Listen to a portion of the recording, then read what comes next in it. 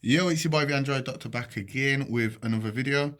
Okay, so in this video I'm going to show you how you can use the fingerprint reader here on the back to swipe down to pull down the notifications. Okay, so this is a nice little feature that Motorola have added.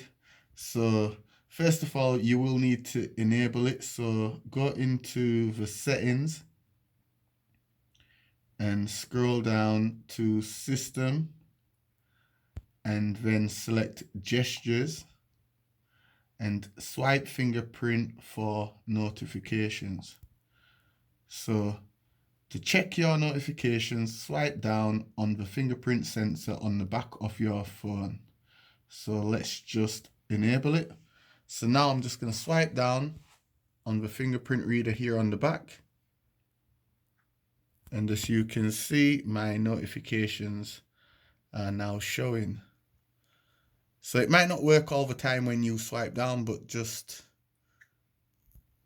keep trying and you will see your notifications. So you can read all your emails, messages, and things of that nature. So yeah, that's it for the video. If it helped you out, you already know what to do.